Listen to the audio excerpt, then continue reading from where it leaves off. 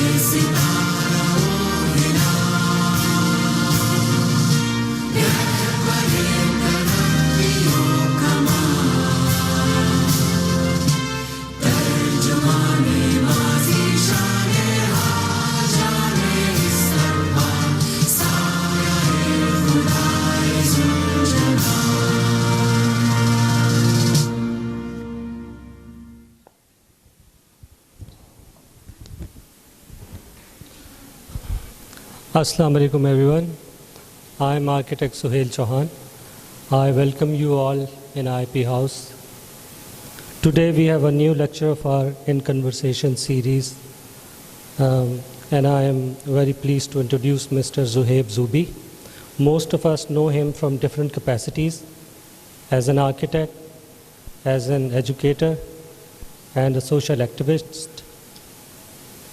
For those who don't have his background, he completed his bachelor degree from IVS and his MA in Muslim cultures from Aga Khan University's Institute for the Study of Muslim Civilization from London in 2012. He is currently assistant professor at IVS. Please welcome architect Zuhaib Zubi.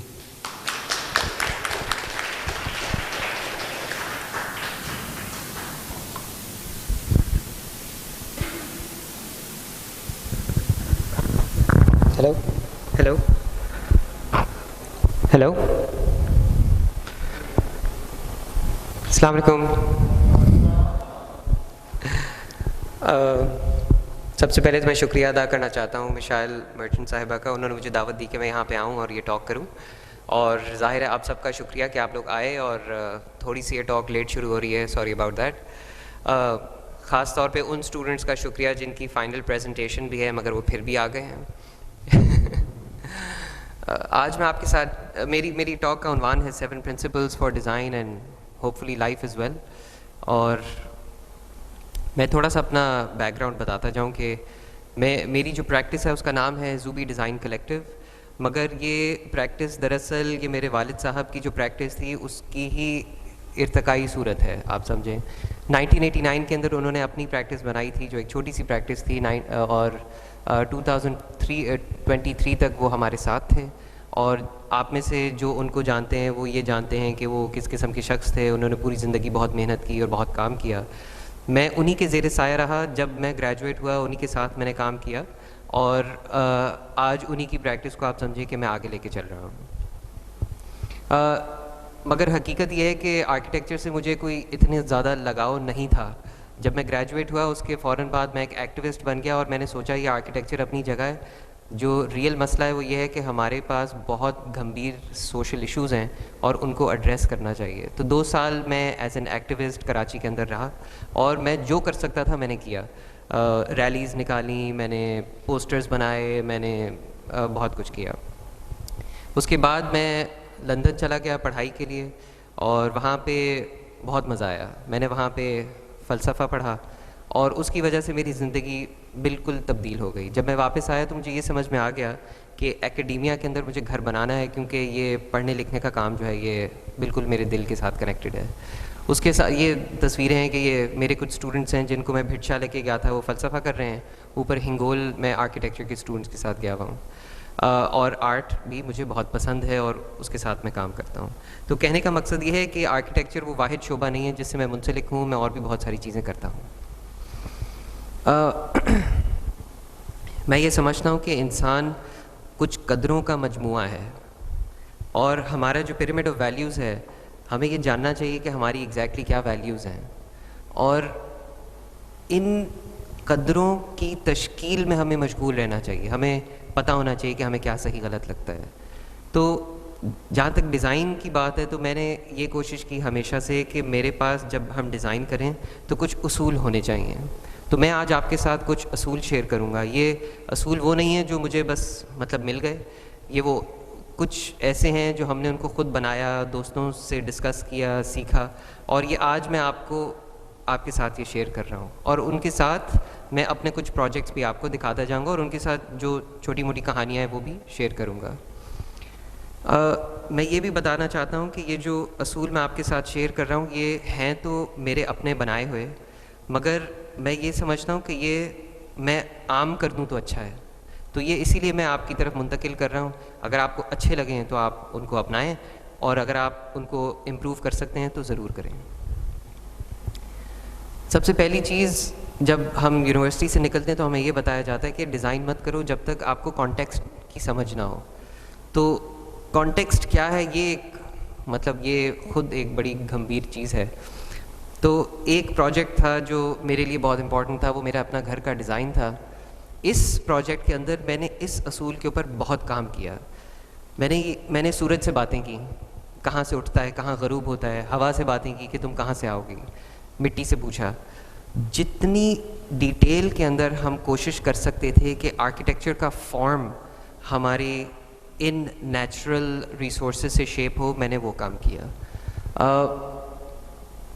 उसके साथ साथ जो context की अगर बात की जाए तो हमारा एक हिस्टोरिकल कॉन्टेक्स्ट भी है। तो हम कहाँ से आए हैं, हमारे लिए कौन सी चीज़ें अहम हैं। तो हमारा क्योंकि पंजाब से ताल्लुक़ है, तो मेरी वालदा के मामू का घर इचरे लाहौर में होता था, जिसके अंदर एक सहन था। तो वहाँ पे सर्दियों में हम जाते थे, तो वहाँ चारपाई होती थी, पता नहीं मूंगफली खा रहे हैं, बातें कर रहे हैं, हंस रहे हैं। तो मुझे ये लगता था कि वो एक बड़ी ज़बरदस्त चीज़ है। तो मैंने ये कोशिश की थी जो सहन है उसको एक नई शक्ल दी जाए और उसको वापस लेके आया जाए। तो सहन, बरामदा, ड्योढ़ी, ये सारी आप समझें कि ऑर्गेनाइजेशनल स्ट्रेटजीज़ जो हैं वहाँ से मैंने सीखी और यहाँ पे लेके आने की मैंने कोशिश की।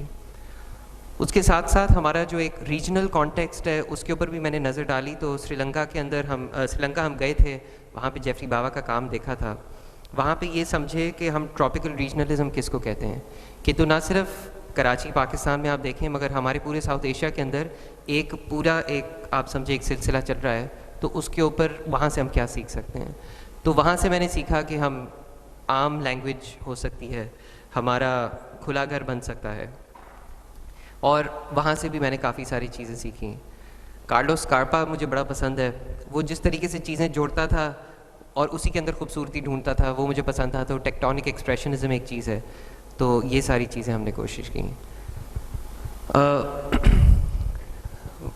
My father was a nature lover, तो मेरे लिए बहुत अहम था कि नेचर को किस तरीके से घर के डिज़ाइन के अंदर लेके आएँ। तो रफ़ीक आज़म साहब बांग्लादेश में हैं, उनका हमने टॉक्स भी सुनी हुई हैं, बहुत ज़बरदस्त आर्किटेक्ट हैं। वो कहते थे कि जो ग्रीन है वो तो हर लेवल पे होना चाहिए। तो मेरी ये कोशिश ये थी कि हम किस तरीके से हर लेवल पे ग्रीन को लेके जा सकें। तो हमारा जो सहन है वो ऐसा दिखता था एक ज़माने में, अब थोड़ा सा मुख्तलिफ है क्योंकि अब दरख्त बड़े हो गए हैं। मगर कोशिश ये थी कि हम किसी तरीके से जितना ग्रीन कर सकें उसको करें। जब दरख्त छोटे थे तो घास थी और तो ग्रीन नीचे था। अब दरख्त बड़े हो गए तो सारा ग्रीन ऊपर चला गया और नीचे ज़मीन पक्की हो गई है। तो नेचर के साथ आपका घर इवॉल्व करता है। कॉन्टेक्स्ट की स्टडी के अंदर मैंने इतनी मेहनत कर ली थी कि जो विंटर का सन है वो आप समझें ये जो बिस्तर है उसके ऊपर तक आता है, मगर जो समर का सन है वो इस दीवार के बाहर रुक जाता है। तो ये एक ऐसी चीज़ थी कि जिसके मतलब ये किया जा सकता है और मुझे लगता है कि ये बहुत अहम है।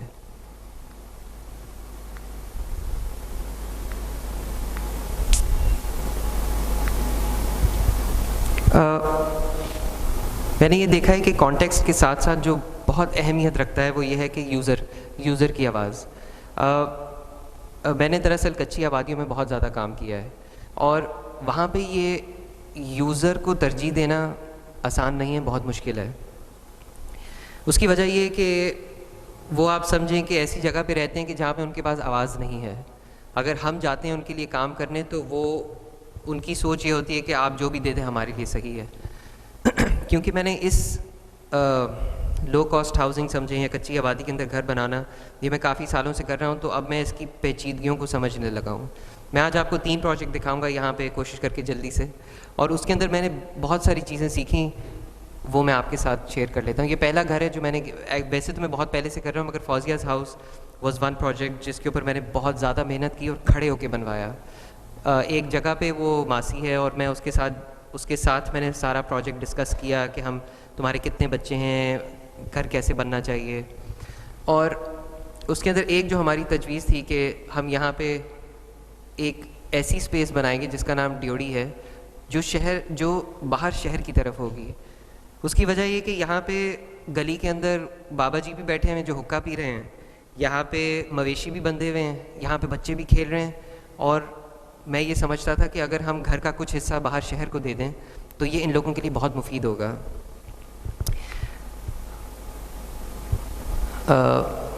मगर उनको ये बात नहीं पसंद थी और उन्होंने मुझे बताई भी नहीं। मैंने सब कुछ उनके साथ डिस्कस किया, जितनी आजिज़ी से पेश आ सकता था मैं आया, बल्कि फौजिया का मियाँ तो मुझसे मिला भी नहीं, जबकि मैंने उसको कहा भाई मिलवा दो, अपने मियाँ को क्यों छुपाया हुआ है तुमने, मगर वो जनाब मिलते नहीं थे। जैसे ही घर ख़त्म हुआ उन्होंने यहाँ पे दीवार खींच दी और इसको बंद कर दिया। ये वो जगह है जो बाद में ऐसी हो गई थी। ये फौजिया, उसके 4 बच्चे हैं, ये सहन के साथ एक घर है, स्पेस है जो खुली हुई है। यहाँ पर मैंने बहुत सारे और काम किए, ये कि लोड बेरिंग वॉल्स का इस्तेमाल किया, आरसीसी को कम अज़ कम रखा और प्रीकास्ट सिस्टम इस्तेमाल किया, जिसके अंदर मैंने बहुत मार खाई, मगर वो यूज़र के पर्सपेक्टिव से नहीं, मगर वो एक डिफरेंट काइंड ऑफ लर्निंग थी। इसकी टेक्नोलॉजी के ऊपर काम किया कि कैसे हम यहाँ पे कम सरिया इस्तेमाल करें और ये काम हो जाए। जो सहन था वो इस्तेमाल नहीं हुआ इतना, ना उन्होंने उसको मुस्तकबिल में इस्तेमाल किया। जो बांस मैंने लगाई थी, जो मुझे लग रहा था बड़ा ज़बरदस्त मटेरियल है, वो मैं अभी रिसेंटली 1-2 साल पहले गया था तो वो फटने लग गई। उन्होंने उसकी अपकीप भी नहीं की। ये पहले की तस्वीर है, ये बाद की तस्वीर है। तो वो जगह तो है मगर वो उस तरीके से बेहतर इस्तेमाल हो नहीं पाई, और उसकी वजह मैं ये समझता हूँ कि फौजिया की आवाज़ उसके डिज़ाइन के अंदर कम थी, और उसकी वजह ये नहीं है कि मैंने अपनी पूरी कोशिश नहीं की, उसकी मुख्तलिफ़ वजूहात हैं। उसकी एक वजह ये भी है कि फौजिया के अपने हस्बैंड से बनती नहीं है, तो ये बाद में समझ में आई। तो फिर मुझे समझ में आया कि यार ये इस तरह होगा नहीं, ज़रूरी ये है कि अगर हम इनके साथ काम कर रहे हैं तो हम इनकी पूरी फैमिली को समझें और फिर देखेंगे कैसे होगा। ये आप देखें सेन के अंदर इन्होंने एक टैंक रखा हुआ है। जब मैं इसके बाद जो मैंने प्रोजेक्ट किया वो वल्लास हाउस था, और वो उसके अंदर काफ़ी कामयाबी थी। इसके अंदर मैंने अहद कर लिया था कि मैं वल्ला को जानता ही हूँ, मैंने उसके हस्बैंड से भी पूरी दोस्ती कर लेनी है, उसके बच्चों को भी जान लेना, मैं उसके माँ बाप से भी मिल लूँगा। तो जब ये घर बन रहा था तो वल्ला के वालिद साहब भी आके वो किचन का फ़ैसला कर रहे हैं कि इसको आप ऐसे कर लें वैसे कर लें। मेरी पूरी कोशिश ये थी कि जो भी नक्शा बने वो उनसे पूछ के बने। तो ख्वाहिश हम सब की ये होनी चाहिए मेरे ख़्याल से कि हम जितना ज़्यादा यूज़र को डिज़ाइन के अंदर इन्वॉल्व कर सकते हैं वो हमें करना चाहिए, ख़ास तौर पे जब हम एक ऐसी सिचुएशन में काम कर रहे हैं। मैंने उसे कहा था 3 कमरे बना लो, उसने कहा हम 2 कमरे हमें चाहिए।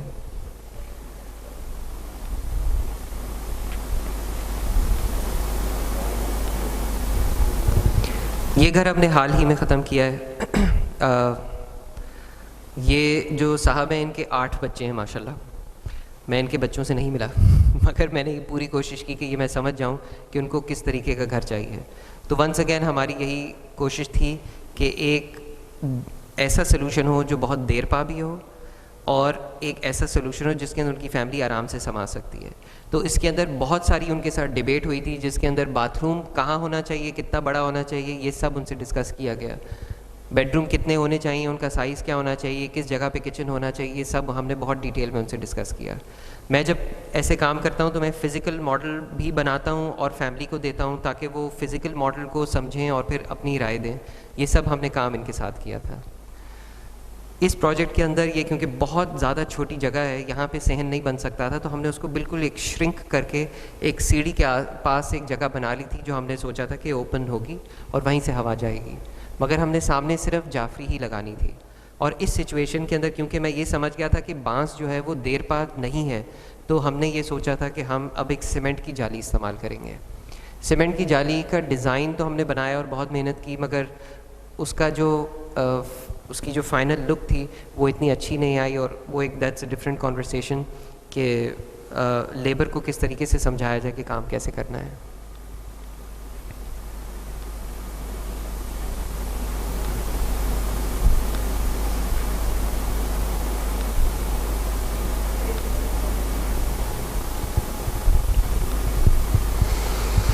uh, 2013 के अंदर मेरे वालिद साहब ने एक रिसर्च शुरू की थी और एक ऐसे लिखना शुरू किया था जिसका नाम था DSR, डिज़ाइनर्स सोशल रिस्पॉन्सिबिलिटी। 2017 के अंदर एक इंटरनेशनल कराची कॉन्फ्रेंस हुई थी जिसके अंदर उन्होंने ये पर्चा पढ़ा था और उसका भी उन्वान यही था, डिज़ाइनर्स सोशल रिस्पॉन्सिबिलिटी। उनकी ये आर्ग्यूमेंट थी कि जो बड़ी कंपनीज़ होती हैं वहाँ पे CSR होता है, कॉर्पोरेट सोशल रिस्पॉन्सिबिलिटी, जिसके अंदर वो हमेशा जो कॉरपोरेशन है वो एक अपना प्रॉफिट का हिस्सा निकालते हैं और वो अच्छे कामों के अंदर गुजारते हैं। इसके ऊपर जब वो रिसर्च कर रहे थे वो बहुत सारे थ्योरिस्ट्स को पढ़ रहे थे और उनका कहना ये, तो उन्होंने ये इस्तेलाह निकाली, मतलब ये अब ये हमें उनकी तरफ से मिलती है और ये मुझे लगता है कि एक बड़ी अहम चीज़ है। ग़ालिबन तमाम डिज़ाइन प्रैक्टिसेस को कोशिश ये करनी चाहिए कि किसी तरीके से वो ऐसा काम करें कि जो उनकी कमर्शियल प्रैक्टिस से हट के हो और उन लोगों के लिए हो जिनको बेहद ज़रूरत है आपके हुनर की।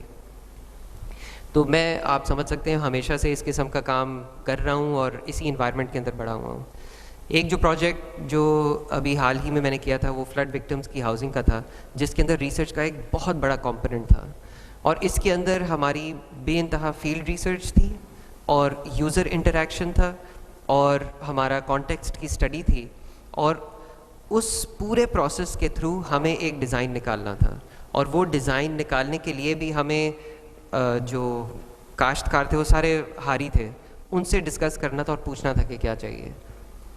तो इसके अंदर हमने जो काम, और फिर वहाँ पे जो लोकल मस्जिद थी हम वहीं पे बैठते थे, वहीं पे उनको काम दिखाते थे और इनका एक फ़िज़िकल मॉडल भी हमने बनाया था।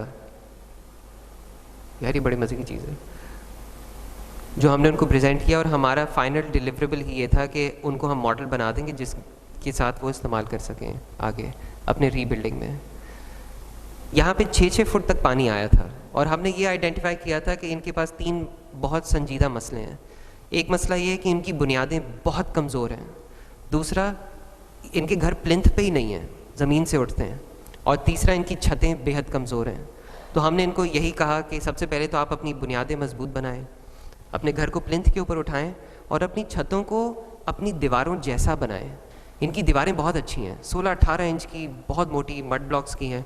तो हमने कहा आप दीवार को ऊपर लेके जाएं, गोल घुमा दें और नीचे ले आएँ, तो ये एक वॉल्ट की शक्ल बन जाएगी। हमने वॉल्ट के ऊपर बहुत ज़्यादा रिसर्च की और फिर हमने उनको ये शक्ल दी है। ये ग्राउंड+1 की तजवीज़ भी उन्हीं से निकाली, उनसे डिस्कस करके, क्योंकि इनके 2 कंपोनेंट होते थे, एक वरांडा था और एक बंद कमरे थे। तो हमने कहा अगर आप बंद कमरे अपने वरांडा के ऊपर रख दें, क्योंकि ऐसे घर वहीं पे बने हुए थे, तो उन्होंने कहा कि ये तो बहुत बेहतरीन हो जाएगा।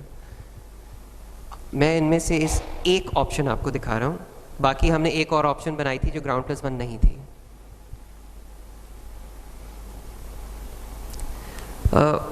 आपने ये जो भी मैंने अभी आपको काम दिखाया, एक जो कीवर्ड इसके अंदर जो आई होप थोड़ा झलक रहा है वो सस्टेनेबिलिटी का है। जब हम कच्ची आबादी में काम करते हैं तो कुछ लोगों का रुझान ये है कि वो बेहद सस्ता होना चाहिए, बहुत सस्ता, लो कॉस्ट होना चाहिए। मगर जब वो ये काम करते हैं, जब बहुत सस्ता करते हैं, तो उसके अंदर कुर्बानी किस चीज़ की होती है? एक ऐसा घर जो एक डिग्निफाइड ड्वेलिंग बन सके, एक ऐसा घर जो घर कहला सके। वो बहुत ही, मतलब आप समझें कि वो अगर आपकी झोंपड़ी टूटी है तो झोंपड़ी ही बनाने को तैयार होते हैं। तो वो मेरे ख्याल से सस्टेनेबल नहीं है। मगर वो दूसरे तरीके से सस्टेनेबल हो सकता है कि अगर आप वाकई ये चाहते हैं कि यार नहीं हमें सस्ता करना है। इशू ये है कि सस्टेनेबिलिटी एक ऐसी बला है कि जिसको हमें हर प्रोजेक्ट के लिए अलहदा आर्टिकुलेट करना चाहिए। जब एक सहन वाला घर बन रहा है तो वो हो सकता है कि बहुत महंगा हो, मगर वो फिर भी सस्टेनेबल कहलाया जा सकता है क्योंकि वो ख़ास कोई ऐसी स्ट्रैटेजीज इस्तेमाल कर रहा है जो दूसरे घर नहीं कर रहे हैं। एक हम जो प्रोजेक्ट कर रहे हैं जिसके अंदर हम पूरी कोशिश करके सस्टेनेबिलिटी को समझ के ख़ास उसकी तस्वीर बना के काम करें, वो एक हमारा करंट प्रोजेक्ट है जो घरों के अंदर आप समझें कंट्री होम्स हैं। इसके अंदर हम सोशल एस्पेक्ट के बारे में भी सोच रहे हैं, हम घर की तामीर के बारे में भी सोच रहे हैं, घर कितना बड़ा होना चाहिए ये भी सोच रहे हैं, और मतलब किस तरीके से लोकल कम्युनिटी को हम इन्वॉल्व कर सकते हैं कंस्ट्रक्शन के अंदर ताकि उनकी इकोनॉमिक सस्टेनेबिलिटी के पॉइंट ऑफ व्यू से भी हम सोच सकें। तो इसको बहुत आहिस्ता आहिस्ता कर रहे हैं और ये सारी चीज़ें हम सोच रहे हैं। हमारी जब भी कोई हाउसिंग सोसाइटी या कुछ होती है, ज़्यादातर ज़मीन ज़ाया हो जाती है बिकॉज वो इंतज़ार कर रहे होते हैं कि या तो बिक जाए या कुछ बन जाए। तो हम इसके ऊपर ये भी एक स्ट्रैटेजी बना रहे हैं, एक सिस्टम बना रहे हैं कि किस तरीके से ज़मीन के ऊपर पूरा वक्त काश्त रहे और लोग इसको इस्तेमाल कर सकें। ये इसका एक विंग है जो इनका पब्लिक विंग है। आई होप इसके अंदर आप ये भी देख सकें कि मैंने इसमें एक चालाकी की, वो ये कि जो मेरी सारी रिसर्च थी जो मैं फ्लड विक्टिम हाउसिंग के लिए कर रहा था, ब्रिक्स के बारे में, कंप्रेस्ड अर्थ ब्रिक्स के बारे में, वो मैं सारी चालाकी से वो सारी यहाँ पे ले आया। और मेरी अब ये कोशिश है कि हम एक ऐसा ब्रिक बना सकें कि जो सीमेंट की थोड़ी सी प्रोपोर्शन के साथ हम उसको बना लें ताकि वो हमारा कार्बन फुटप्रिंट कम हो सके। ये एक घर की एक घर का समझें डिज़ाइन है जो मैं आपके साथ शेयर कर रहा हूँ, जिसके अंदर हमने वही वॉल्ट्स यूज़ किए हैं और वही ब्रिक यूज़ की है। इनफैक्ट अब हम ये कोशिश कर रहे हैं कि हमें एक स्टाइपेंड मिल जाए तो हम वो कंप्रेस्ड अर्थ ब्रिक के लिए एक इंटर्नशिप शुरू करेंगे और ये इसको बना लेंगे। ये है वो वॉल्ट जो मैं सेवन शरीफ के पास जहाँ मैं काम कर रहा था वहाँ से मैं ले आया।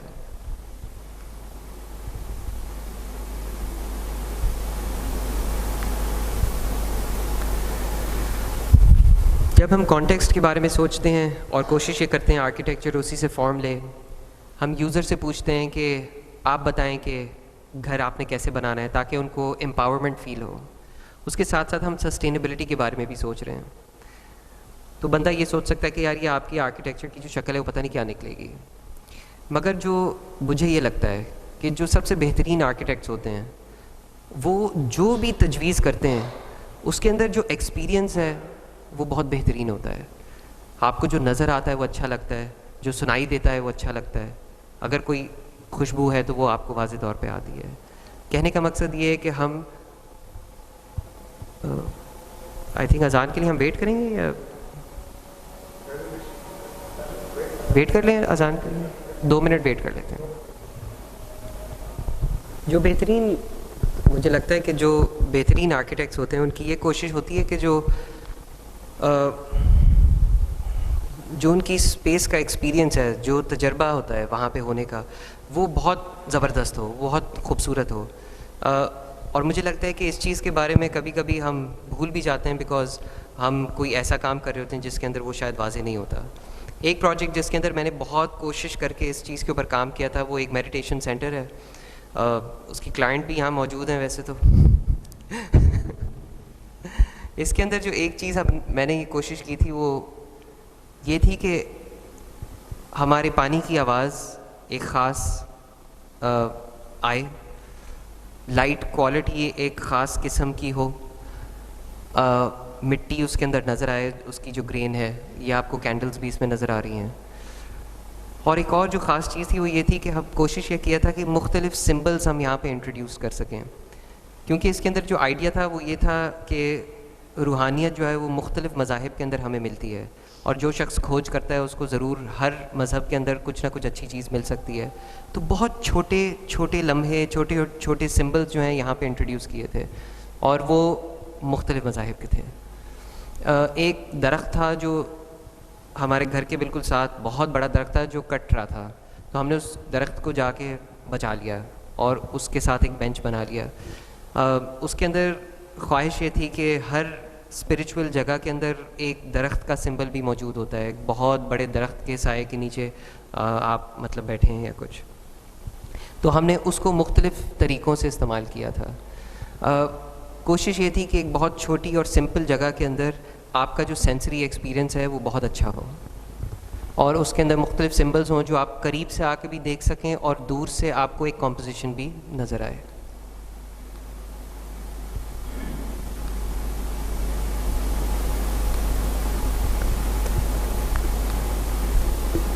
इसके अंदर जो एक पहलू मेरे लिए इम्पॉर्टेंट था वो ये था कि ऐसे नज़र आए कि जैसे जाके कुछ बस अभी रख दिया है, ऐसे लगे कि जैसे बिल्कुल टेम्प्रेरी है।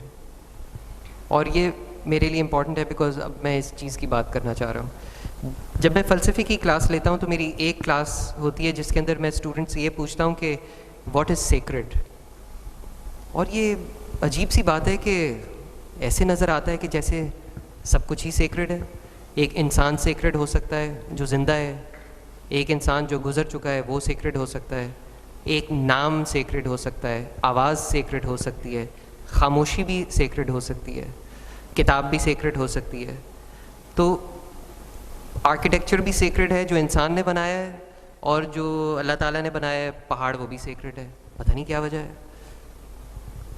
मुझे ये लगता है कि ग़ालिबन सब कुछ ही सेक्रेड है, हर चीज़ मुक़द्दस है। अगर हर चीज़ मुक़द्दस है और हम आर्किटेक्ट हैं और हम कुछ बनाने जा रहे हैं तो हमें फिर कैसे काम करना चाहिए। तो एक चीज़ जिसके बारे में अब मैं बहुत हसास हूँ वो ये है कि मैं कोई भी काम करूँ मैं ये सोचता हूँ कि इसके अंदर शायद कुछ मुक़द्दस हो, तो मेरे लिए ज़रूरी है कि मैं कुछ भी करूँ मैंने उसकी सैंक्टिटी को बचाना है और उसको उभारना है।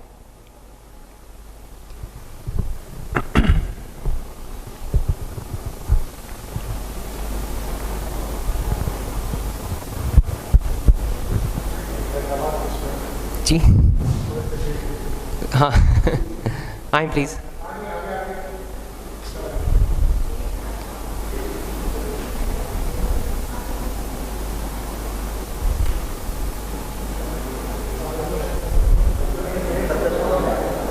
जी अच्छी बात। No I can start.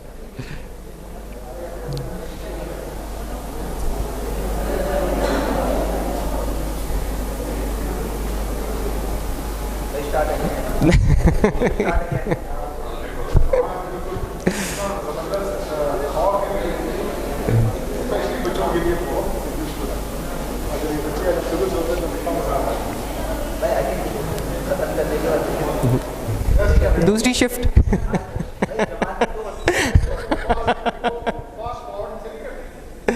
जी जी बैठ जाएं प्लीज़। हो सकती हैं जी जी।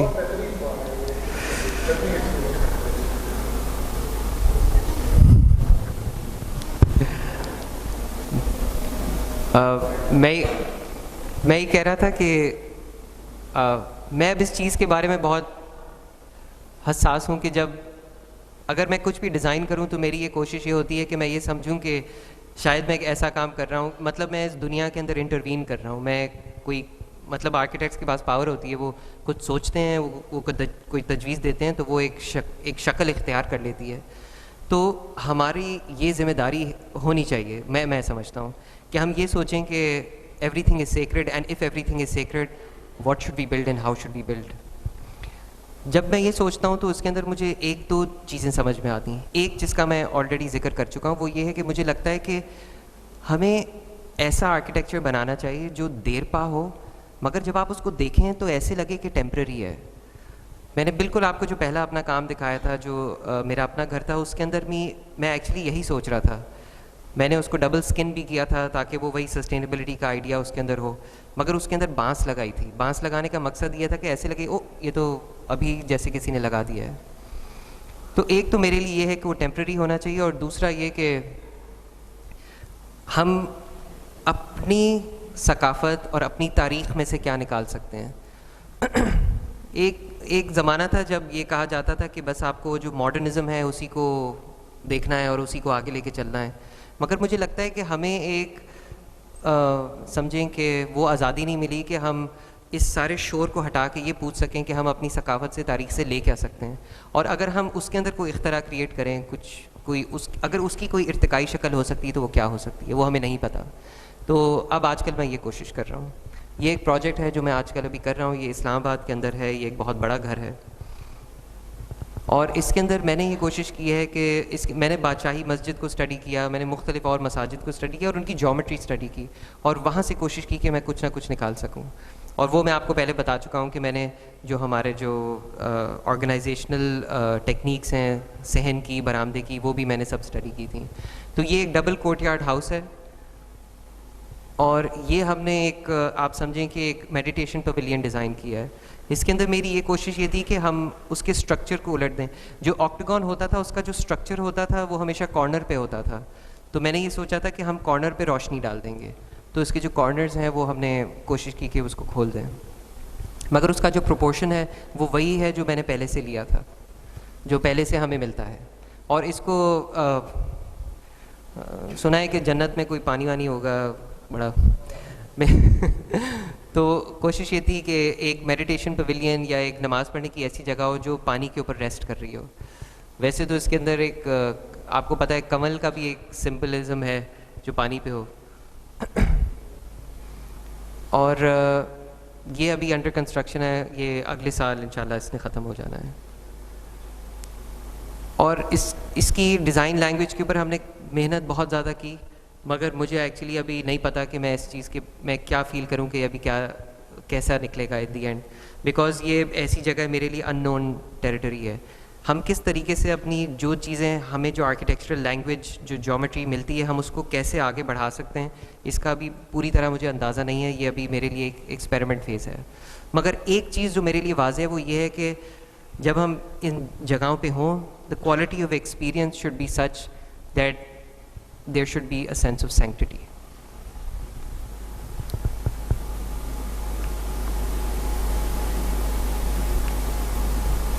इसके अंदर एक और बड़ा मार्का हुआ, हमें एक ऐसा मेसन मिल गया जिसके दादा मुग़लों के ज़माने के अंदर ट्रेन हुए हुए थे और उनके वालिद साहब जो हैं वो भी उसी तरीके से ट्रेन हुए हुए थे।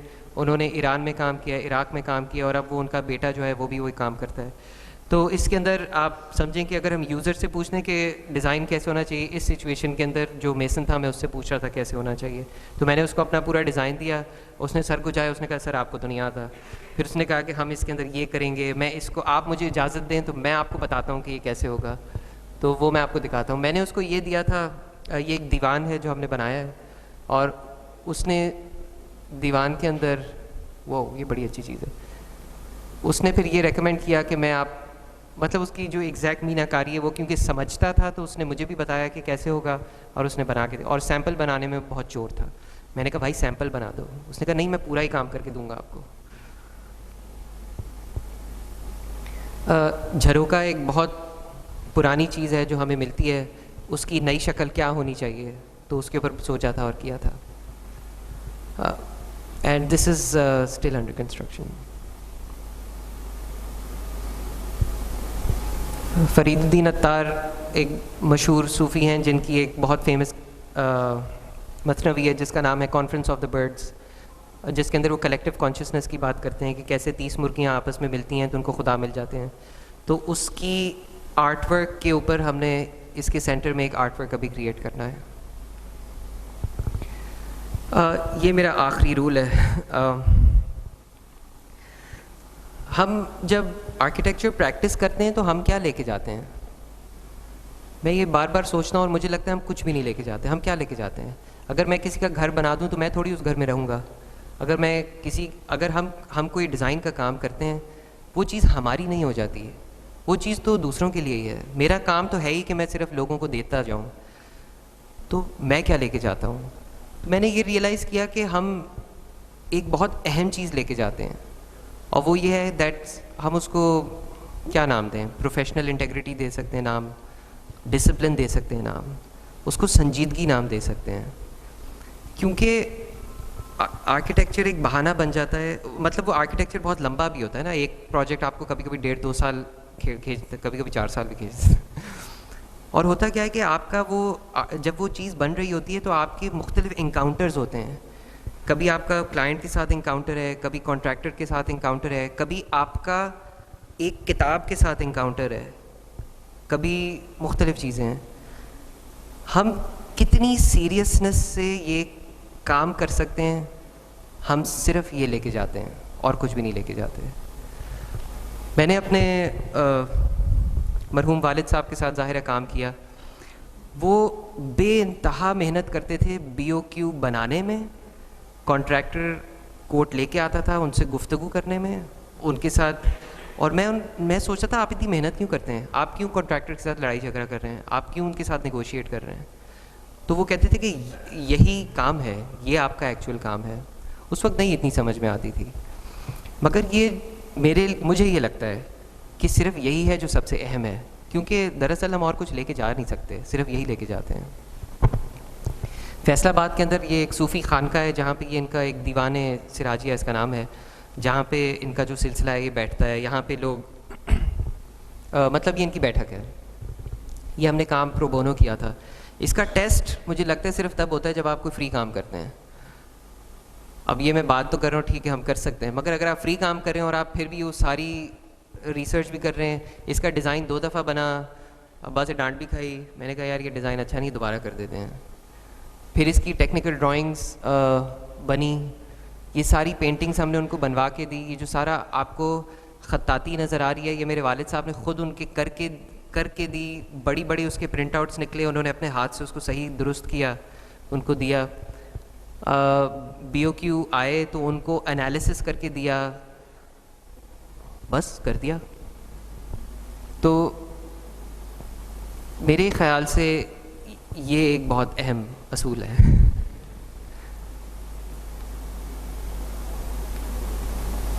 शुक्रिया।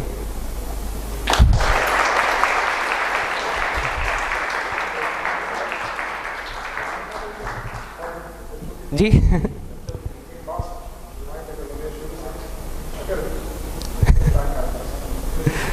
आप बताएं।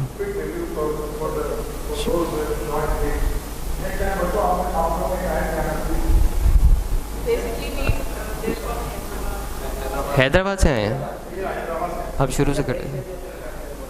आई डोंट वो बाकी बेचारे बोर हो जाएंगे। मैं कर सकता हूँ शुरू से, फटाफट इन्होंने किया। अस्सलाम वालेकुम एवरीवन। मेरी दरअसल आप लोग बीच में आए हैं। मैं आप लोगों ने शायद वो 2-3 असूल देखे, मैं 7 असूल थे जो मैंने शेयर किए थे। ये वो असूल हैं जो डिज़ाइन के लिए तो डिज़ाइन के लिए, मगर मुझे लगता है वो हमारी ज़िंदगी से भी कनेक्टेड हैं। और ये ऐसे असूल हैं जो मैंने इनको बस पा नहीं लिया। ये ऐसे हैं जिनको तराशा गया है, जिनके ऊपर बहुत सोचा है, जिनके ऊपर मेहनत हुई है, और ये असूल मैंने इस तरीके से बनाए हैं।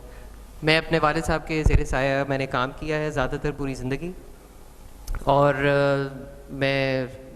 मेरी प्रैक्टिस का नाम ज़ूबी डिज़ाइन कलेक्टिव है, जो एक्चुअली डैज़ डिज़ाइन की इर्तिकाई सूरत है। मैं पहले एक्टिविस्ट होता था, लाल कलर के रंग के कपड़े पहनता था, बड़ा मैं जंगजू टाइप होता था। मगर 2 साल के बाद मैंने पढ़ाई के लिए चला गया, और उसके बाद मैंने मुख्तलिफ़ चीज़ें पढ़ी जिससे मुझे ये लगा कि ये एक्टिविज़म जो है ये ठीक चीज़ नहीं है, और मैं एकेडेमिया की तरफ आ गया, और पढ़ने लिखने की दुनिया से मुझे बेहद मोहब्बत हो गई। और अब मैं आर्किटेक्चर मेरा वाहिद शोबा नहीं है, मेरा वाहिद काम नहीं है। मुझे टीचिंग, आर्ट, वैसे तो म्यूज़िक से भी लगा हुआ है। मुझे लगता है कि हमारी कदरें, जो हमारी कदरें हैं वो सबसे अहम है, और हम सबको ये मालूम होना चाहिए कि हमारी क्या कदरें हैं, और उनको एक शक्ल देनी चाहिए हमें बहुत बाशऊर तरीके से। हमें अपने हवास हाजिर रख के इनको शक्ल देनी चाहिए। तो मैं जो आपके साथ शेयर कर रहा हूँ, जो असूल हैं, ये मैंने सोच समझ के बनाए हैं, और मैं ये भी समझता हूँ कि मेरे लिए तो अच्छे हैं, मगर मैं चाहता हूँ कि मैं ये आम कर दूँ, मैं दूसरों के साथ भी शेयर कर लूँ। अगर आपको बेहतर लगे तो आप भी इनको अपनाएं, और अगर आप इनको इम्प्रूव कर सकते हैं तो इससे अच्छी तो और कोई बात हो ही नहीं सकती। सबसे पहली चीज़ थी जो मैं अभी बता रहा था वो ये था कि हमें जब हम स्कूल में होते हैं और बाहर निकलते हैं तो सबसे पहला जो असूल होता है वो सब बताते हैं कि कॉन्टेक्स्ट को आपको समझना है, मगर कॉन्टेक्स्ट एक लेयर्ड चीज़ है और ये एक बहुत मुश्किल चीज़ है इसको समझना। और एक प्रोजेक्ट जिसके अंदर मैंने बहुत मेहनत करके इसके ऊपर काम किया था वो मेरा अपना घर था, जिसके अंदर मैंने सबसे पहले तो जो फिज़िकल कॉन्टेक्स्ट है उसको सोचा था। मैंने सूरज से बातें की, तुम कहाँ से उठते हो, कहाँ से ग़रूब होते हो, गर्मी में कितनी ऊंचाई पे हो, सर्दी में कितनी ऊंचाई पे हो, हवा कहाँ से आती है, मिट्टी कैसी है। और जो इसको फॉर्म दिया था वो उसी के फ़िज़िकल कॉन्टेक्स्ट ने फॉर्म दिया था। बाकी क्योंकि मेरा पंजाब से ताल्लुक़ है तो मेरी वालदा के मामू इचरे में रहते थे और मुझे वो जो पूरा इन्वायरमेंट है वो मेरे दिल को लगा हुआ था कि कैसे सहन में सब बैठते थे, रात को बहुत कम रोशनी होती थी मगर हंसी की आवाज़ बहुत होती थी क्योंकि वहीं पे बैठक होती थी और ठंड बहुत होती थी, करीब करीब बैठते थे, और वो दिन के वक्त उसका एक और इन्वायरमेंट होता था। मुझे ये लगता है कि कल्चरली एंड क्लाइमेटिकली जो सहन, बरामदा और कमरे का जो ऑर्गेनाइजेशन है वो हमारे कॉन्टेक्स्ट के लिए बेहतरीन है, तो मैं उसको वापस लेके आना चाह रहा था। मैंने इसके अंदर बहुत सिंपल मटेरियल्स यूज़ किए थे। हमने फेयर फेस्ड सीमेंट यूज़ किया था और बांस इस्तेमाल किया था। मैंने श्रीलंका हम गए थे, वहाँ पे जेफरी बावा का काम देखा था जिससे हम बहुत ज़्यादा मुतासिर हुए थे। और वहाँ ट्रॉपिकल मॉडर्निज़म नाम की एक मूवमेंट है जिसको हमने सीखा, समझा और फिर इस्तेमाल करने की कोशिश की। तो इस आइडिया ये था कि हम किस तरीके से बारिश की आवाज़ भी सुन लें, उसकी खुशबू भी आए, और ज़ाहिर है फिर पतंगे आते हैं और वो मतलब फिर सफाई भी करनी, कभी कभी वाइपर भी चलाना पड़ता है। रफ़ीक आज़म साहब का काम है, बांग्लादेश के बहुत मशहूर और मारूफ आर्किटेक्ट हैं। वो ये कहते हैं कि हमें ग्रीन हर लेवल पे होना चाहिए। शहर हमारे बढ़ रहे हैं, डेंसिटी ज़्यादा है, तो लोगों को ऊपर तो जाना है, मगर ज़मीन से हम कैसे कनेक्टेड रहें। तो एक जो आइडिया, जो सवाल था वो ये था कि हम ग्रीन को हर लेवल पे कैसे लेके आ सकते हैं। तो जो सहन था, हमने ये कोशिश की थी कि हम उसके ऊपर एक ड्रेप कर दें, एक ग्रीनरी। तो जब दरख्त छोटे थे तो हरियाली घास की सूरत में मौजूद थी, मगर जब दरख्त बड़े हो गए तो नीचे हमने फ़र्श पक्का कर दिया और सारी हरियाली ऊपर चली गई, मगर लाइट क्वालिटी भी चेंज होती रही और इस तरीके से हम नेचर के बहुत करीब रहे। और ट्रॉपिकल मॉडर्निज़म के अंदर ये एक बहुत इम्पॉर्टेंट असूल है। मैंने जब स्टडी किया था तो मैंने ये देखा था कि विंटर सन जो है वो बिस्तर तक आए, मगर जो गर्मियों का सूरज है वो दीवार के बाहर रुक जाए और सिर्फ रिफ्लेक्टेड लाइट आए।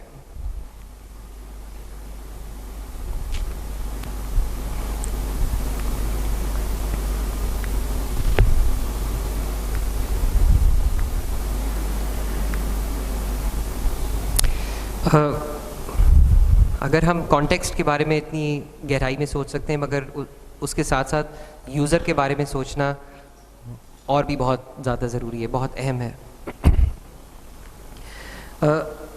जो पहला ज़माना था उसमें ये होता था कि आर्किटेक्ट जो है ना सूट बूट पहन के आते थे और वो कहते थे ऐसे होगा, और वो यूं करके नक्शा बना देते थे और वो चीज़ बन जाती थी। मगर मुझे लगता है अब ये रुझान बदल गया और उनको समझ में आ गई है कि जो सबसे ज़्यादा सस्टेनेबल तरीका है बिल्ड करने का वो ये है कि यूज़र एम्पावर्ड फील करे। एक डिज़ाइन का प्रोजेक्ट, एक डिज़ाइन का एक्सपीरियंस एक यूज़र को ऐसा एहसास दे कि वो वाकई बहुत ज़्यादा पावर रखता है। उसको ये एहसास दिलाने का काम हमारा काम है, और वो तब होगा जब उनसे हम बहुत दयानतदारी से और सखावत से हम उनको इंक्लूड करें डिज़ाइन प्रोसेस के अंदर। मैं क्योंकि कच्ची आबादियों में बहुत सालों से काम कर रहा हूँ और वहाँ पे ये इस चीज़ को अमल में लेके आना बहुत मुश्किल है। तो एक जो प्रोजेक्ट है जिससे मैंने बहुत ज़्यादा सीखा वो फौजियाज़ हाउस है, जिसके अंदर मेरी बेहद कोशिश के बावजूद मेरे यूज़र की क्या कहना चाहिए, यूज़र की तरफ से मुझे इतनी इंडिकेशंस नहीं मिली कि घर की शक्ल इम्प्रूव हो सके। जो मैं समझता था और अपनी रिसर्च से बना सकता था मैंने बनाया। मैंने सहन बनाया, बरामदा बनाया और ड्योढ़ी बनाई, मगर इन रियलिटी जब वो वहाँ पे रहने लगे तो उन्होंने इस घर को अपनी मर्ज़ी से एक मुख्तलिफ शक्ल दे दी और उस तरह इस्तेमाल नहीं किया जो मैंने सोचा था, और उन्होंने यहाँ दीवार बना के उसको बंद कर दिया। जबकि मैंने ये समझा था कि इस पूरे गली के अंदर आपके बच्चे भी खेल रहे हैं। मेरे पास, मुझे अभी भी याद है, एक बड़ी ज़बरदस्त तस्वीर मैंने ली थी। एक घर है और आप समझें एक खिड़की है और खिड़की के आगे एक जंगला लगा हुआ है माइल्ड स्टील का। वो मेरा ख्याल है 6 इंच का होगा, 8 इंच का होगा। उस जंगले के अंदर बच्चे बैठे अपनी टांगें लहरा रहे थे।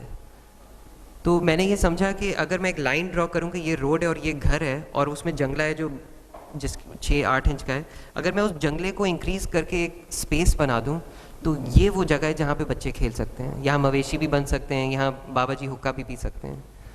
मगर वो उनको जगह समझ में नहीं आई। ये पहले की तस्वीर है, ये उन्होंने बनाई थी और ये ज़ाहिर है वाकई बच्चे इस्तेमाल कर रहे थे, मगर बाद में उन्होंने फिर उसको ये शक्ल दे दी थी। और वो फौजिया ने क्यों ये किया ये हमें नहीं पता। वो जैसे मैं बता रहा था, वो फौजिया ने अपने मियाँ को छुपाया हुआ था, मुझसे ना मिलता था ना मुझसे कुछ, मतलब मैं कहता था मुझसे मिल लो, मगर वो नहीं मिलना चाहता था। मैंने बांस इस्तेमाल किया था बिकॉज़ वो एक, मतलब मुझे बांस बहुत पसंद था और मुझे लग रहा था कि बहुत बेहतरीन तरीके से इस्तेमाल हो सकता है। लोड बेयरिंग स्ट्रक्चर हमने इस्तेमाल किया था, मगर इसमें मैंने बहुत मार खाई बिकॉज़ बहुत मुश्किलात का सामना हमने करना पड़ा। वो उसके बारे में मैं इतनी डिटेल नहीं बता रहा अभी, मगर ये है कि जो सहन है ये बेचारा बदशक्ल ही बदनुमा, और बांस जो है वो थोड़े टाइम के बाद ज़ाहिर फट गई और इस घर की अपकीप और मेंटेनेंस नहीं हो सकी। मगर उसकी वजह मैं यही बता रहा था कि मुझे बाद में पता चला कि फौजिया और उसकी हस्बैंड की इतनी बनती भी नहीं है। तो जिस house which is not a home, तो वो फिर उसका शायद यही मुस्तकबिल होता है कि वो उसकी मेंटेनेंस भी नहीं होगी। तो ये उन्होंने बस एक टैंक रखा हुआ था। तो इससे मैंने ये सीखा था कि जब मैंने अगला घर किया कि मैं पूरी फैमिली से दोस्ती कर लूँगा। तो जब वल्ला का काम किया तो मैंने उसके हस्बैंड आसिफ से भी दोस्ती कर ली, उसके अब्बा जान से भी मिल लिया सब, और पूरी तरीके से कोशिश की कि वो जो इंडिकेशंस देंगे, वो जो बोलेंगे, उन्हीं की मर्ज़ी के मुताबिक घर बनेगा। तो मैंने 3 कमरे कहा था, उन्होंने कहा नहीं हमें 2 कमरे चाहिए। छत का रास्ता ख़ास तरीके से डिज़ाइन हुआ था। ये रंग वैसे मैंने अपनी मर्ज़ी से सिलेक्ट किया था।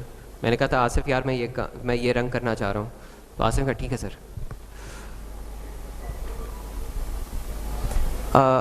ये घर है जो मैंने अभी रिसेंटली ख़त्म किया है, कुरंगी 1.5 नंबर के अंदर। ये इलाका मुझे बहुत पसंद है। वो जो पुराना था वो इतना अच्छा नहीं था। यहाँ ये गली बहुत अच्छी है, यहाँ बच्चे बस खेल रहे होते हैं। और मैं बार बार एक ही मिसाल देता हूँ कि यहाँ पे जो कुत्ते हैं ना, वो बिल्कुल आराम से बैठे होते हैं और बहुत सेहतमंद हैं, जिसका मतलब है कि जो घर वाले हैं ये लोग बहुत उनका ख्याल रखते हैं। बहुत ज़बरदस्त इलाका है ये।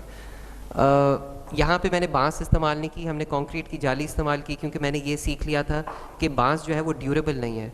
और मेरा ये अकीदा है कि आप ऐसा कोई काम करें जो देर पा हो, स्पेशली जब आप ऐसी जगह पे काम कर रहे हैं।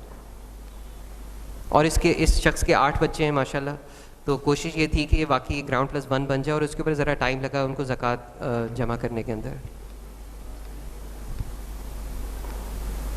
हमें सारी टाइलें एस अब्दुल्ला ने डोनेट कर दी, मुझे बहुत खुशी हुई। और फिर हमने इतनी महंगी महंगी टाइलें बड़े साइज़ की लगाईं, बस वो चमक रही थी और बस मेरा दिल खुश हो रहा था। सिर्फ एक प्रॉब्लम थी, वो सारी रंग बिरंगी थी। एक बाथरूम के अंदर मैंने 3 डिफरेंट टाइलें लगाई मगर मैंने फिर भी लगा दी। वो बेचारा माजिद जो है वहाँ जाके उसको समझाए, आप ये टाइल यहाँ लगा लें, ये यहाँ लगा लें, ये इतनी है। तो ये हमने काम किया था सारा। डिज़ाइनर सोशल रिस्पॉन्सिबिलिटी 2013 के अंदर मेरे वालिद साहब ने एक पेपर लिखना शुरू किया था और रिसर्च शुरू की थी। 2017 में उन्होंने उसको पढ़ा था उस पेपर को, और उसका नाम था डिज़ाइनर सोशल रिस्पॉन्सिबिलिटी। और उनका कहना ये था कि अगर बड़ी कॉरपोरेशंस के अंदर CSR होता है तो डिज़ाइनर्स के पास DSR होना चाहिए, कि वो हर साल कोई ऐसा काम करें कि जो उनकी आम क्लाइंटेल, आम यूज़र से हट के हो, और उनको ख़ुद मेहनत करके आउट ऑफ द वे जाके करना चाहिए काम। तो मैं एक्चुअली इसी इन्वायरमेंट में, क्योंकि मैं मेरी नशोनुमा हुई है, तो मेरे लिए ये मतलब ये मैं हमेशा से समझता हूँ। फ्लड विक्टिम्स 2011 के अंदर मैंने अपने वालिद साहब के साथ काम किया था। एहसानपुर मॉडल विलेज था, मुल्तान के अंदर बनाया था। 2022 के अंदर जो पिछले साल का था फ्लड, यहाँ फिर मैंने सेवन शरीफ के पास एक गांव है, वहाँ पे काम किया था। और यहाँ पे यूज़र एनालिसिस, कॉन्टेक्स्ट एनालिसिस, बहुत ज़्यादा मेहनत से हमने किया था, जिसके अंदर हमने उनसे पूछना भी था कि आप लोग कैसे रहते हैं, क्योंकि मेरा सारा एक्सपीरियंस अर्बन इन्वायरमेंट में था, रूरल इन्वायरमेंट में नहीं था। तो मेरे लिए बहुत इंपॉर्टेंट था कि मैं वहाँ जितना वक्त गुजार सकूँ गुजारूँ। और हम वहाँ लोकल मस्जिद थी, वहीं पे बैठते थे, वहीं पे बातचीत होती थी और पूरे इन्वायरमेंट में हम जाते थे। बेशुमार स्केचेस बनाए, उनसे पूछा कि आपको किस किस्म का घर चाहिए। वो इतनी मासूमियत से कहते थे कि साहब आप जो बनाएंगे वो सही होगा, और मुझे उनको समझाना पड़ता था कि ये कैसे हो सकता है कि मैं जो बनाऊँ वो सही होगा। मैं तो तुमसे 5 मिनट के लिए मिला हूँ, मैं तो सिर्फ ये जानना चाहता हूँ कि तुम लोग कैसे रहते हो। तो फिर उनको ये समझाया कि ये घर जो भी बनेगा वो अगर हम एक साथ मिल के बनाएंगे तो फिर ही फ़ायदा होगा। मैंने कहा मैं तुम्हें एक चीज़ दे सकता हूँ जो तुम्हारे पास नहीं है, वो है टेक्निकल सोल्यूशन, और तुम मुझे दे सकते हो इस चीज़ के अंदर वो तुम्हारे रहन सहन का तरीका। तो वो फिर हमने उसको मिल के बनाया था, और इसका आइडिया बहुत सिंपल था। उनके पास 2 स्पेसेस होती थी, एक समझें एक वरांडा होता था और एक बंद कमरे। तो उनसे ये बात हुई कि बंद कमरे वरांडा के ऊपर रख दें, और उसकी भी मिसाल उन्हीं के गांव के अंदर एक ज़रा थोड़ा सा अमीर बंदा था, उसने बनाया था, तो उसी तरीके से उन लोग बनाना था। और बाकी यहाँ पे 3 संजीदा मसले थे। एक ये कि इनकी बुनियादें बहुत कमज़ोर थीं, इनके घर प्लिंथ पे नहीं थे, और इनकी छतें बहुत कमज़ोर थीं। तो हमने इनको यही कहा कि आप अपनी बुनियादें मजबूत कर लें, अपने घरों को प्लिंथ के ऊपर बनाएं, 3-4 फुट ऊपर होना चाहिए, और अपनी छत को दीवार जैसा बना लें। आपकी इनकी दीवारें बहुत अच्छी थी, 16 इंच 18 इंच की थी, ड्राइड मड ब्लॉक्स की भी थी, किल्न फायर्ड ब्रिक्स की भी थी, और उसके ऊपर मड प्लास्टर था, और बहुत ज़बरदस्त था। तो मैंने कहा आप दीवार ऊपर लेके जाएं, उसको गोल घुमाएं और वापस नीचे ले आएँ। तो आइडिया ये था कि हम एक वॉल्ट बनाएं। तो वॉल्ट के ऊपर हमने बेहद स्टडी की और उनको भी समझाया कि कैसे हो सकता है, और मुझे सस्ती भी बनानी थी वॉल्ट, और मुझे क्या कहना चाहिए देरपा भी बनानी थी। तो उसकी ये जो एंगल है, इसके प्रोपोर्शन को स्टडी कर करके हमने इसको बनाया था, और इसकी एक पूरा मेथड बनाया था कि ये फॉर्म वर्क के बग़ैर कैसे ये लोग बना सकते हैं। इनके मवेशियों के खाने का चारे की भी जगह थी उन्हीं के घर के अंदर, सीढ़ी के नीचे उनके किचन का सामान रखने की जगह थी, इनके बाथरूम हमेशा अलहदा होते हैं वो। और ये जब ये आप जो सारा काम देख रहे हैं उसके अंदर सबसे अहम मेरे लिए था वो ये था सस्टेनेबिलिटी वाला एस्पेक्ट। बहुत ज़रूरी है कि हम हर प्रोजेक्ट के लिए सस्टेनेबिलिटी का एक फार्मूला बनाएं, क्योंकि हर प्रोजेक्ट के अंदर सस्टेनेबिलिटी की सेम डेफिनेशन नहीं लग सकती। तो हमें एक बहुत अक्लमंदी से ये हर प्रोजेक्ट के लिए एक सस्टेनेबिलिटी की डेफिनेशन देनी पड़ेगी। एक प्रोजेक्ट है जिसके ऊपर मैं अभी काम कर रहा हूँ, और उसके अंदर मैं बहुत कोशिश कर रहा हूँ कि हम सस्टेनेबिलिटी को एनालाइज करें और उसको खोल खोल के सोचें कि किस तरीके से हम कर सकते हैं।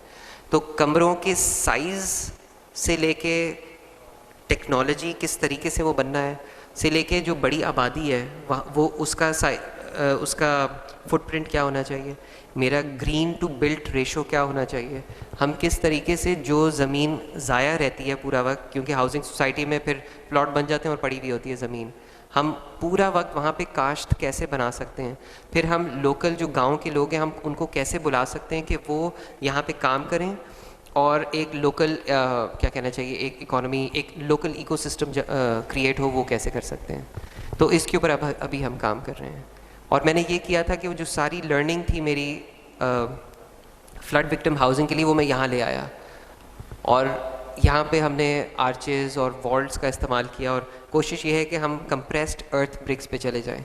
मुझे एक्चुअली वैसे लगता है कि हमें ये कराची में फ़ौरन शुरू करना चाहिए। जो हमारा सीमेंट ब्लॉक है वो एक बेइंतहा घटिया बहुत बेकार मटेरियल है, वो हमें रोक देना चाहिए, और हम आराम से कंप्रेस्ड अर्थ ब्लॉक में घर बना सकते हैं। हम कुछ भी बना सकते हैं, ग्राउंड+4 तक की मंजिलें उसमें बन जाती हैं, और ये काम हमें आज शुरू कर देना चाहिए। लो कॉस्ट हाउसिंग के लिए भी, मगर पूरे शहर के लिए।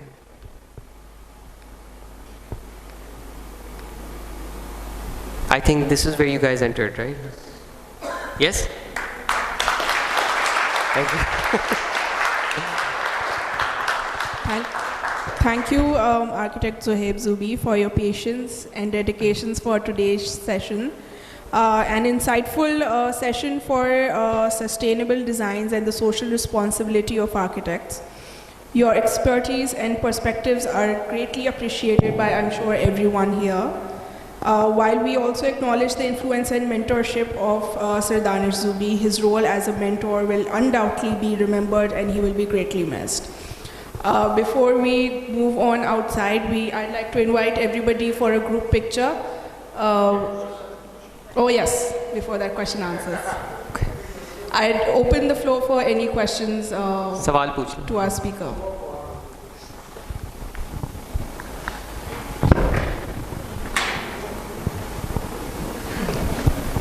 अस्सलाम वालेकुम.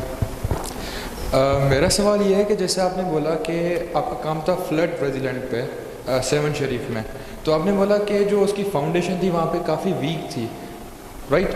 तो आपने क्या किया था कि इसकी प्लिंथ जो है उसकी बढ़ा दी थी लाइक 3 to 4 फीट.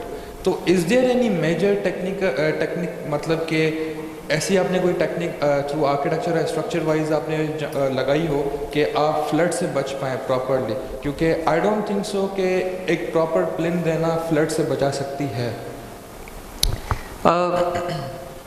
हम जब पानी 6 फुट तक आता है तो जाहिर है पानी जब 6 फुट तक आ जाता है तो ये बहुत बड़ा मसला है. हम अपने पूरा घर उठा के 6 फुट ऊपर नहीं लेके जा सकते. हम ये समझ सकते हैं कि उनकी सबसे ज़्यादा अहम जगहें कौन सी हैं. वो जो उनका बंद कमरा है ना, वहाँ उनकी सारी कीमती चीज़ें पड़ी हुई होती हैं, वहाँ पे वो सोते भी हैं. और अगर हम उसको ऊपर ले जाएं तो इसका मतलब ये कि अगर पानी चढ़ा ना, उनको जान बचाने के लिए भागना नहीं पड़ेगा. वो क्योंकि वो सब ना मेन रोड पे आए थे और हाईवे चले गए. हाईवे सबसे ऊंची होती है, तो हाईवे के साथ उन्होंने अपने टेंट डाले. अभी वो लोग आए हुए थे, अपने मलबे पे टेंट डाले हुए थे. तो उनसे जो गुफ्तगू हुई थी वो ये थी कि आप आधा घर ऊपर ले जाएं ताकि अगर पानी उठना शुरू हो तो आप अपने ही सीढ़ी से ऊपर चले जाएं. एक हमने इनके लिए डिज़ाइन प्रपोजल बनाया था जिसके अंदर हमने इनकी जो लैंडिंग थी ना सीढ़ी की, वो बड़ी कर दी ताकि वो अपने मवेशी उस लैंडिंग पे ले जाएं, क्योंकि उनके मवेशी भी मर गए थे पानी की वजह से. जो आप फाउंडेशंस की बात कर रहे हैं, फाउंडेशंस उनकी बिल्कुल बहुत कमज़ोर थी. उसकी वजह यह है कि यहाँ बहुत ज़्यादा क्लेई सॉइल है, बहुत क्ले है, जो कि एक लिहाज से तो ज़ाहिर है बहुत अच्छा है, मगर इसको अगर हमें बिल्ड करना है इसके अंदर एक बड़ा मसला है. वो ये है कि बहुत पैसा दरकार है. अगर मैं बुनियादें बनाऊंगा मुझे 5 फुट नीचे जाना पड़ेगा. अगर मैं 3 फुट की प्लिंथ बनाता हूँ, 8 फुट की हम बात कर रहे हैं. मैं जिन डोनर्स के साथ काम कर रहा था उनको भी यही समझाने की कोशिश कर रहे थे कि ये अगर हम वाकई इनको कोई ऐसा सोल्यूशन देना चाह रहे हैं जो डिग्निफाइड हो, मतलब इनकी फिर ज़िंदगी बच जाए, ये मतलब एक देर पास सोल्यूशन हो, तो उसके लिए हमें ये काम करना पड़ेगा. तो हमने उनको मतलब इसके अंदर जो मेरी एक इंजीनियर हैं मुश्ताकिन बिलाल से एक साहब थे, वो आ गए थे. उनके साथ जो बात हुई थी वो ये थी, मैं उनसे पूरा लड़ाई कर रहा था, मैं नेगोशिएट कर रहा था. वो कह रहा था कॉलम इतना बड़ा होगा, मैं कह रहा था कॉलम छोटा कर यार, क्योंकि मुझे पैसे कम करने थे मगर at the same time we have to make it very robust.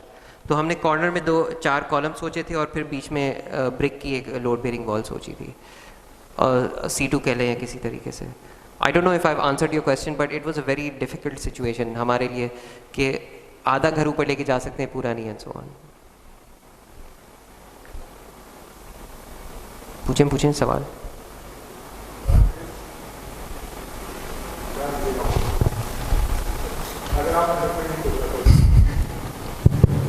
Thank you, Zubi. That was wonderful presentation. I mean, इतना अच्छा आपने जिस लैंग्वेज में, जिस सिंपल वे में आपने 7 प्रिंसिपल्स को मेरे ख्याल में कन्वे किया है. It's a wonderful I mean experience for the students कि अपना डिज़ाइन प्रोसेस किस तरीके से आप किसी डिज़ाइन को किस प्रोसेस से गुजार के जाते हैं विद कीपिंग इन व्यू या आपके जो एक कॉन्टेक्स्ट को, फिर यूज़र इन माइंड, फिर उसको सस्टेनेबिलिटी, फिर उसके बाद जिस तरह से the most inspiring thing in your entire work is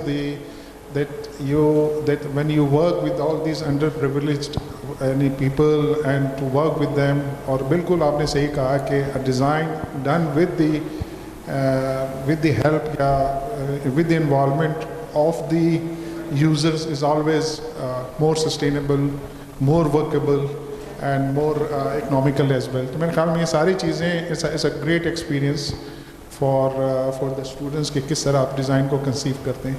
मेरा सिर्फ आपसे सवाल ये था कि इनिशियली यू सेड कि जी आप एक बहुत आर्किटेक्चर में आने से पहले एक एक्टिविस्ट भी थे. सो वो एक्टिविज़म तो आर्किटेक्चर के साथ साथ बल्कि ज़्यादा ज़रूरी हो गया इन व्यू ऑफ कि जिस किस्म की हमारे मुल्क में या हमारे पूरे वर्ल्ड में जो नए चैलेंजेस आ रही हैं, जिस तरह इन्वायरमेंट के साथ लोग कर रहे हैं, जिस तरह हमारा बिल्ट इन्वायरमेंट ख़राब हो रहा है, जिस तरह हमारे हेरिटेज के साथ लोग छेड़खानी कर रहे हैं, जिस तरह हमारे ग्लोबल वार्मिंग की वजह से ये जो हमारी जो नए नए मतलब चैलेंजेस आ गए, हमारा architecture is no more resilient, no more adaptive. तो ये सारे चैलेंज के साथ एक्टिविज़म तो बहुत ज़रूरी है।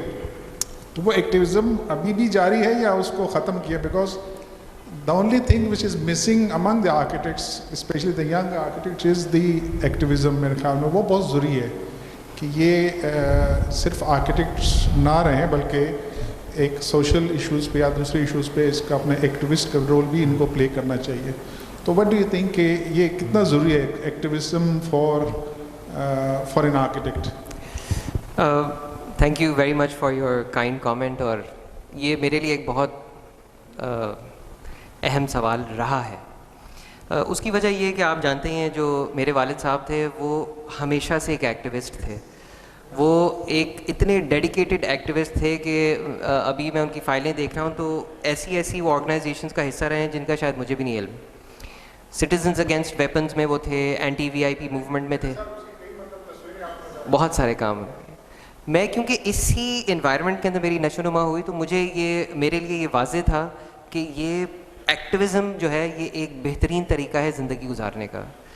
मगर मैंने इसके ऊपर बहुत सोचा, बहुत काम किया, बहुत पढ़ा और आहिस्ता आहिस्ता मुझे ये आज ये लगता है कि एक्टिविज़म ठीक नहीं है, बल्कि ये बिल्कुल भी नहीं होना चाहिए। और मैं इसको इस तरीके से समझाने की कोशिश करता हूँ कि एक्टिविज़म वो करता है जिसको ये लगता है कि कुछ गलत हो रहा है, देयर इज़ समथिंग रॉन्ग। मगर मुझे लगता है अब कि मैं तो नहीं बता सकता कुछ गलत हो रहा है या नहीं। मैं क्यों सुबह अपनी आंख खोलूं और ये सोचूं कि there is something wrong with the world? मैं तो अपनी आंख खोल के ये सोचना चाहता हूं कि दुनिया कितनी खूबसूरत है, कितनी ज़बरदस्त है। तो ये एक छोटी चीज़ नहीं है, ये मेरे लिए बहुत बड़ी चीज़ है। और उसके ऊपर एक और, अगर मैं ये सोच भी लूँ कि there is something wrong with the world और फिर मैं उसके ऊपर ये सोच लूँ कि मैं इसके बारे में कुछ कर सकता हूँ, तो फिर तो आप समझें कि मुझे ये मानना पड़ेगा कि मैं बहुत बड़ी चीज़ हूँ। तो मेरे ख्याल से ये सोचने का पूरा लाइन ऑफ थिंकिंग बिल्कुल गलत है, बल्कि मैं ये कहूँगा कि ये आज के ज़माने में एक बहुत बड़ी बीमारी है। Sorry, so I am totally apolitical. मगर मैं एक दूसरे तरीके से सोचता हूँ और वो मैं आपको समझा दूँ। उसके लिए मुझे अपनी उर्दू की अजीज़ टीचर शाहीना याद आ गई हैं। हम जमात में थे एक छोटी, तो उन्होंने हमें एक छोटा सा मजमून पढ़ाया था, छोटा सा ही था। उस मजमून का ये टॉपिक था, किसी मुसन्निफ़ ने लिखा हुआ था, वो ये था कि अगर हम हुकूमत पाकिस्तान का नाम बदल के खिदमत पाकिस्तान रखते हैं तो क्या होगा। और मजमून का जो मकसद था वो ये बताएं कि यार नाम के अंदर बहुत वज़न होता है। मुझे लगता है कि हम एक्टिविज़म हमने छोड़ देनी और ख़िदमत शुरू कर देनी है, फिर सब कुछ सही है। क्योंकि हमारा असल काम यही है कि हम पता नहीं कैसे हैं यहाँ पे, हम आ गए ना, और हमारे पास कुछ वसाइल हैं, थोड़ी सी तालीम है और कुछ मौका दिया हुआ है, तो हमारा काम सिर्फ खिदमत है। हमें कुछ बदलने की ज़रूरत नहीं है। हमारे सामने जो है, अगर हम उसे बहुत अक्लमंदी से, दयानतदारी से, सखावत से, मेहनत से कर सकते हैं तो बस यही हमारा काम है। बस हम आउटकम को कभी प्रॉमिस नहीं करना चाहिए और चेस भी नहीं करना चाहिए। हमें आउटकम के पास जाना ही नहीं है। हम जब रात को सोएं हम ये सोचेंगे यार जो कर सकते थे कर लिया बस।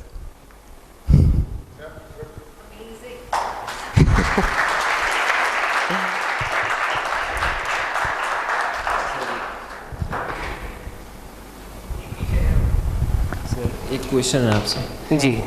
सवाल ये है मेरा कि जैसे आपने समझाया कि यूज़र की साइकी को समझना कितना इम्पॉर्टेंट है आर्किटेक्चर के अंदर, तो मेरा क्वेश्चन ये है आपसे कि आप लोकल्स की साइकी को किस तरह समझते थे और वो जो बताते थे आपको उसको आर्किटेक्चर लैंग्वेज में किस तरह कन्वर्ट करते थे आप, क्या स्ट्रैटेजीज़ यूज़ करते थे आप, और उनकी मतलब आसान अल्फाजों में वो समझाते होंगे तो वो कैसे आप इम्प्लीमेंट करते थे अपने डिज़ाइन के? यार एक तो चीज़ है कि मैं उनकी साइकी नहीं समझ सकता।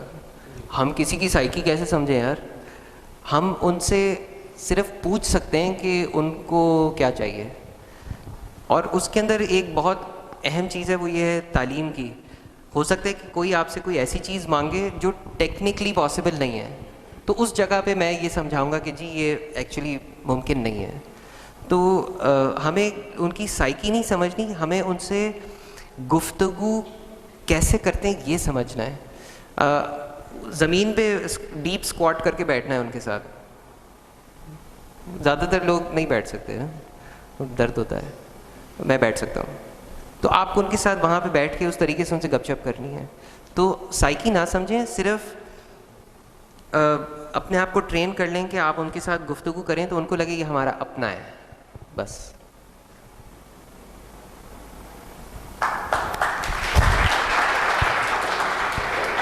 अस्सलाम वालेकुम। दूर रखना होता है। अच्छा भाई, एक छोटा सा वाक़या हुआ था कि जिस दिन यू गेव योर ज्यूरी, करीब कर लें थोड़ा सा, आवाज़ है। अच्छा, जिस दिन यू गेव योर ज्यूरी, तो मैं सीढ़ियाँ चढ़ रहा था and your late father was walking down, तो मैं स्टॉप में, सर कैसी रही ज्यूरी? तो एक बाप होता है, he had that anguish on his face. जुमला मुझे याद नहीं क्या था, बट लोपे लुबाब ये था कि यार ये बहुत फ़लसफे में ही बच्चा, बहुत फ़लसफ़ी है बच्चा। यानी एक बाप की शायद तकलीफ़ थी, because I mean he felt he wanted to come out of the फ़लसफ़ा। तो बिकॉज आई डिडंट ज्यूरी, तो मुझे नहीं पता क्या कहना चाह रहे थे। बट अभी when you finish I walked down for the prayer, नमाज़ पढ़ते मैं सोच रहा था, especially the answer that you give to him was, I said कि I just felt to myself कि maybe I could all of these years मैं क्या कर रहा था, मैं फ़लसफ़े से इतना दूर क्यों रहा as an architect. And often at times when I design something, she asks me, what's the concept? And I say, just a goddamn pretty picture. And salam फिर के मैं realized किया कि यार I wish, जैसा भी 2 weeks ago I was at Najib Umar Sahab's place, हम बात कर रहे थे, and I realized कि that essence of architecture is gradually just dying down from the works that we see. एक तो इन बच्चों को जो Instagram मिला और जो Pinterest मिला, वो it is just such an amazing book कि आपको कुछ सोचना नहीं पड़ेगा। अगर थोड़ी सी भी आपके अंदर एस्थेटिक सेंस है तो आपने खपरेल की डिटेल वहाँ से उठाई, फ्लोरिंग की वहाँ से उठाई। I mean that is what I was told for years ago, सब करें तुम क्यों नहीं कर रहे? तो I just feel it's a brilliant presentation. I wasn't expecting such a wonderful piece of literature to go back to home and think यार maybe we could become like you. All the best. Thank you. If there is any other question, we can take our last question. Sure. Sir,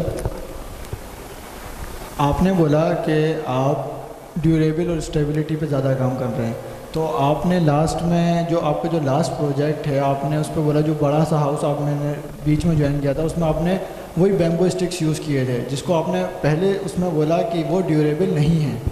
तो फिर जो आपने जो last आप project कर रहे हैं इस्लामाबाद वाला, उसमें आप वही बैम्बू स्टिक्स यूज़ कर रहे हैं, तो फिर वो आप कैसे उसको ओवरकम करेंगे उसकी ड्यूरेबिलिटी को? और एक और सवाल ये था मेरा कि अगर जब बैम्बू स्टिक्स आपने देखा कि वो ड्यूरेबल नहीं है, तो आप इसके अलावा कोई वुडन स्ट्रक्चर के साथ क्यों नहीं गए? आप डायरेक्ट कंक्रीट जालियों के साथ क्यों चले गए? अच्छा, आई थिंक थोड़ा सा कन्फ्यूजन है। एक तो जो इस्लामाबाद में घर कर रहे हैं ना, उसमें बैम्बू का इस्तेमाल नहीं है। वो एलिवेशन में मैंने देखा है कि पता है वो क्योंकि अंडर कंस्ट्रक्शन है ना, तो ब्रांच बंदी हुई है, तो वो बांस उसमें नज़र आ रहा है। वो बड़ा अजीब सा प्रोजेक्ट है, बिकॉज जो फार्म हाउस की टाइपोलॉजी है ना, वो मेरे हाथ आ गई। मतलब फार्म हाउस क्या होता है यार? एक बहुत बड़ा ज़मीन का टुकड़ा है जिसमें सिर्फ घर बनना है, मगर इसमें तो काश तो नहीं चाहिए, ये तो ज़ाया है घर बन के। तो उसके ऊपर जो सस्टेनेबिलिटी का एंगल है, वो उसके अंदर फिर हमने कोशिश ये की कि हम इस हाउस के अंदर फार्म कितना ला सकते हैं वो लेके आने की कोशिश करें। हमने उसमें 150 दरख्त लगाए हैं, एक ह्यूज बहुत बड़ा पूरा एक्वाफोनिक सिस्टम पूरा क्रिएट किया डिज़ाइन करके इंडस वैली के स्टूडेंट के साथ एक मिल के, जिसके अंदर जो आपको पता है एक्वाफोनिक सिस्टम की जो मछली का जो वेस्ट है वो रिसाइकल होता है, कैसे कि वो प्लांट्स जो है ना वो कंज्यूम कर लेते हैं। जो प्लांट्स हैं वो आपको एडिबल चीज़ें देते हैं, तो आप स्ट्रॉबेरी उसमें उगा सकते हैं, और वो सॉइल फ्री है, उसमें मिट्टी नहीं है। जो मस्जिद का जो पूरा जो तालाब है वो ऐसा ही डिज़ाइन हुआ है। तो कहने का मकसद ये, उसके अंदर हमने सस्टेनेबिलिटी की ड्रिप इरिगेशन हमने उसमें डाली, हमने उसमें वाटर हार्वेस्टिंग सिस्टम पूरा डिज़ाइन करके दिया। वो एक ऐसा प्रोजेक्ट है जो था, तो हाई बजट के अंदर मैं जो दूसरे एंगल से सस्टेनेबिलिटी सोच के मैं जितना इम्प्लीमेंट कर सकता था मैंने किया। उसकी इंसुलेशन के बारे में गौर किया और उसको इस्तेमाल किया। डीप वरांडाज मैंने उसके अंदर दिए 6-6 फुट के, 8 फुट के तकरीबन। तो आइडिया वही था कि इस तरीके से हो सके। तो वो that's an expensive form of sustainability. Yeah. Thank you.